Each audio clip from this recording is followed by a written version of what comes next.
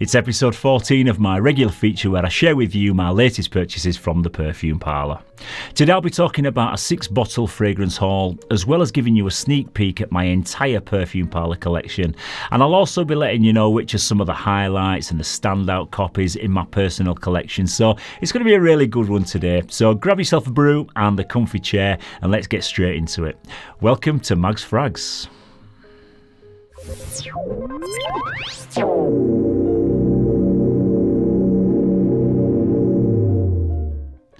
Yes, hello again everybody, and thank you very much once again for tuning into this latest episode of Mag's FRAGS. I'm Paul, and this is the 14th review of this particular series that focuses on my latest purchases from the Perfume Parlour. I just want to start off by saying that I'm really sorry to any of my regular viewers that have been tuning in because I've not had a chance to post any new videos up now for a few weeks. And the reason for this is because I've been doing some really major DIY work on my home, which has meant lots of long hours, late into the evenings, and some severely aching bones along the way. So that's basically why I've not really had much chance to create any new content on the channel for a while. But the good news is, in that time that I've been away, I've purchased loads of new fragrances, so I've got plenty to talk about over the next few weeks. And as I mentioned in the intro, I've had a few subscribers ask me down in the comments how many Perfume Parlour fragrances I actually own and if it'd be possible to see my collection. So I'm going to talk about today's haul in another room where I keep all my Perfume Parlour scents, and take you on a little tour of my collection, which is something that I've never actually really done before. But before I begin today's rundown, if you are interested in picking up any of the copies that featured in today's video to try out for yourself, you can use my unique discount code to get yourself 10% off your first order, which I'll leave a direct link to down in the description. The link will direct you to a login page and you'll be asked to create a login name and a password, but once you've logged in and you've made all your purchases, your discount will automatically be applied at the checkout. And as always guys, just a quick disclaimer, I don't work for the Perfume Parlour and this video is in no way sponsored by them in any way, so all these opinions are my own, and I actually bought all the fragrances that you're going to see today with my own money. I do, however, receive a small commission just for recommending you to their website, and just by clicking on the link you'll save your 10% whilst supporting the channel and helping me to bring you some more free content in the future. So without further ado, let's pop through to the other room and let's see what's made it into today's haul. Okay, so this is where I keep all my Perfume Parlour fragrances. I think I've probably got around about 200 or so bottles now, which is a heck of a lot. And no, I definitely won't use them all, especially when I've got all my originals collections to wear also. But compared to some collectors, I'd say that this is still fairly modest. And I bet some of you out there even thought I probably owned more with me reviewing them all the time. But this is my entire collection, I'm afraid. I used to have them all arranged in each particular brand, but it looks a little bit messy when you've got all the extract sprays and the standard sprays all mixed up together. So I decided to go for this much more simple and aesthetically pleasing arrangement, which is definitely bordering on OCD, especially with this colour coding thing going on. I also use the like a little labelling machine to put all the names on the backs of the bottles, and it just tells me what the originals are, so I just don't get lost. But there are some guys in the Perfume Parlour Facebook group that design and print out labels for you if you fancy jazzing up your own bottles in your collection. So yeah, if you want any good advice on anything Perfume Parlour related, I recommend that you get yourself on the Perfume Parlour Facebook group, because there's lots of good, friendly and helpful folk on there to help you out. I would say it's almost impossible for me to say which are my favourites out of the whole collection, because I enjoy almost all of them, but the ones I particularly reach for the most are probably the copies of Kilian's Angel Share and obviously Black Phantom in the wintertime. You all know that that's one of my favourites. I also enjoy the Perfume Parlour's interpretations of the Tom Ford Private Blend collection, and I think they do an excellent job at replicating all of them from that line. If you want massive performance, then the Tobacco Vanille, the Ombre Leather and Tuscan Leather are the ones to go for. But I'm not particularly a massive fan of how those ones smell, to be honest. I prefer the Amber Absolute, the Noir Extreme and Oud Wood out of the whole line personally. There's some wicked summer copy fragrances to be had, like the copies of Bulgari Tiger, Mancera's Oud Lemon Mint, and many copies from the Xerjoff line, which a lot of them are always like quite fresh and fruity. There's also loads of like rare and discontinued fragrances too to be had and to discover. So in terms of choice, I don't think anyone rivals the Perfume Parlour when it comes to having plenty of copy scents to choose from. Okay, so the first one that I'm going to talk about today is the first one of two fragrances from the same house that feature in this particular haul, and the house that I'm referring to is Orto Parisi. This Perfume Parlour copy goes by the name of Komaka, and the Perfume Parlour code on this one is 0786. Yeah, this one is a copy of Bergamask, which is a very simple 2-note summertime fragrance which contains bergamot and musk. It's got a sharp bitter citrus opening and a powdery musky dry down, so it's basically you get exactly what you expect with this one. It's a simple, pleasant but linear scent that smells really clean and summery, yet with a touch of like grungy, dirty depth to it. I've worn it a couple of times now, and the first time that I wore it I wasn't really that impressed by the performance at all, and it seemed to fade in less than an hour. But on the second occasion it seemed to linger around for a little bit longer. But people, when I've asked like friends and family members if they can smell it on me, they've all said yes, so it's obviously projecting, but it's not something the wearer's going to kind of get constant wafts from. I may need to leave this one to macerate for a while and just give it a few more wearings, but so far for me it's really nice, but just nothing special. The original of this is going to set you back over £120 for just a 50ml bottle size, which is big money in my opinion, for something just so simple smelling. Don't get me wrong, there's absolutely nothing whatsoever to dislike in this one, and if you don't own any summer scents, you will definitely enjoy this one, but there's just more that I'd kind of recommend over this, and that I've kind of talked about in my recent summer fragrances video. So if you haven't already done so, please go ahead and check out my Perfume Parlour summer fragrances video. Okay, so next up is the second copy of an Orto Parisi fragrance, and this one is called Great Sea, and the Perfume Parlour code on this one is 1865. Yeah, this is a copy of Megamare, which is an aquatic fragrance with the only note listed being marine notes. However, the first time that I got my nose on this one, all I could pick up on really was like a strong bitter licorice kind of smell, and I would have sworn that the major note in this was something like star anise or absinthe or something like that, but it was only after reading about it that I realised it was an out and out aquatic fragrance, and sure enough, I did then get the seaweed accord and the almost dirty oceanic vibe. It's along similar lines to Bulgari Acqua Amara, with the same kind of bitter deep sea vibe going on. I find this one to be more unique and interesting compared to the Bergamask copy, but it's also a little bit more challenging. I'd say Bergamask would be more mass appealing to your everyday guy, whereas the Megamare has more of a niche quality to it for your more serious enthusiasts that's looking for something a little bit of a different take on a summer aquatic scent. The Megamare is also, it seems to just project much better. I think it's got a bit better performance than the Bergamask, but I'm not sure if that's just because this is the extract spray. But when I wore them side by side today, it's the Megamare that I could constantly smell, and it completely dominated the Bergamask. If you're looking for a quirky take on a summer fresh fragrance, then this is definitely worth trying out for yourself. So yeah, give it a go and let me know how you get along with it.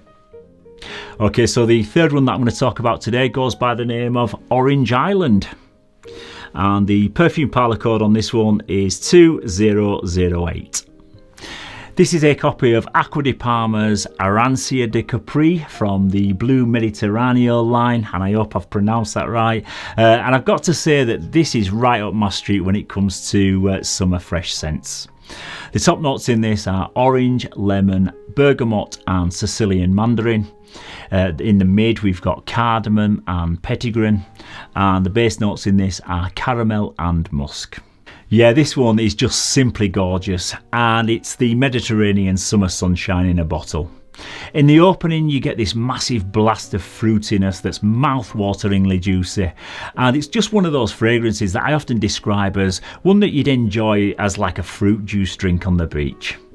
The double helping of sweet orange mixed with the zesty lemon and the bergamot produce an amazing, sparklingly fresh introduction, and it instantly lifts your mood and just gives you that summer feeling.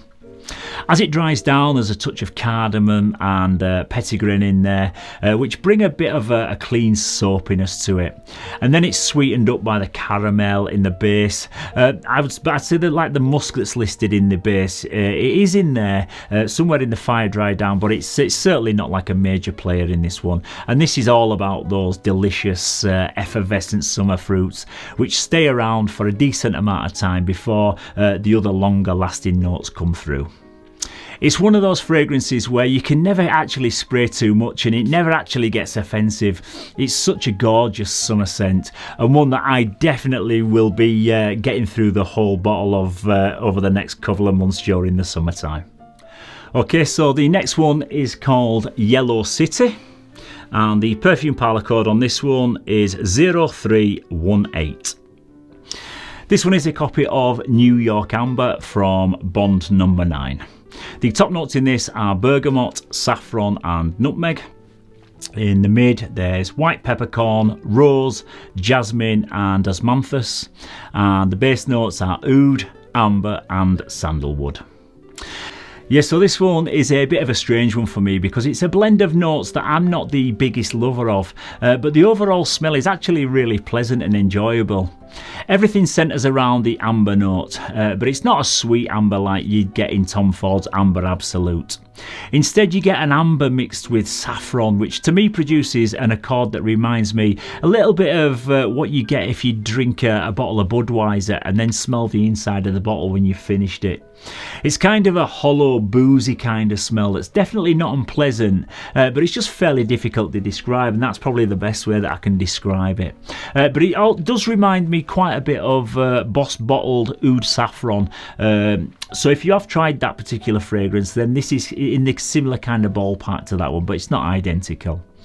In the dry down is where you'll pick up on a mild rose note with a hint of oud, but it's the saffron that stands out to me the most in this fragrance, from the initial spray right the way through into the heart of the dry down. It's definitely got a niche quality to it, so it will be a little bit challenging to some guys, especially if you're just starting out on your fragrance journey. I would have definitely disliked this a few years ago, but now I think it's fairly enjoyable and one that you could definitely wear for most of the year with it not being too sweet. It smells expensive, and it's one that people will notice and ask you what you're wearing for sure. It's got a touch of a mysterious Middle Eastern quality about it, and I'd say it's definitely worth trying out if you're feeling a touch adventurous and you're looking for something a little bit different. Okay, so the fifth one in today's haul goes by the name of Bewitching Heat, and the Perfume Parlour code on this one is 1741. This is a copy of the Hypnotizing Fire by the Harmonist. The top notes in this one are pimento. In the mid we've got Bulgarian rose, and the base notes in this are Madagascan vanilla, Apopanax and Indonesian patchouli. This one is a combination of peppery, smoky incense, sweet vanilla and a touch of rose. It opens up warm and spicy, and I get a bit of a spice bomb kind of vibe mixed with some Givenchy gentleman, but then there's some more artistic notes that surface which produce a niche-like uniqueness. Some people describe it as being like a bit of a spiritual kind of smell, which I can see where they're coming from because of that kind of dirty patchouli and the resinous Apopanax producing that dark smoky incense note in the background. But this is then sweetened up by the vanilla and the rose, and when it all comes together it produces an extremely laid back and relaxing kind of scent that's really charming and actually quite addictive. It's quite complex because you sometimes I can pick up on like a soil-like earthiness lurking somewhere in the background also, which is the patchouli, and then the pimento up top is always prominent, and the spice bomb-like pepperiness that it gives off just stays throughout the life of the scent. There's lots going on in this one, so if you're looking for something really interesting in a fragrance, I would say this is a really good pickup. It's got excellent performance, and if you want an original bottle of this, it's going to set you back a whopping £255 for a 50ml bottle size. So this Perfume Parlour version at 14 quid is a bit of a no-brainer. Again though, like most of them in this haul, it's not what I'd call a mass appealing fragrance, and some people aren't going to enjoy it, but I think it's a really quirky scent that makes me want to keep going back in for another sniff. So yeah, give this one a go and let me know what you think about it. Okay, and the final one in today's haul is called Chalk, and the Perfume Parlour code on this one is 1969. This is a copy of Chelsea by Boadicea the Victorious. The top notes in this are raspberry, bergamot and vetiver. In the mid there's cedar, agar wood and cypriol oil, and base notes are mahogany, amber and patchouli. Okay, so from the initial blast of this one, you get some tart raspberry, some zesty bergamot, and a touch of grassy vetiver, and also some perfumer's alcohol, which when blended all together, to my nose, smells a little bit like nail varnish.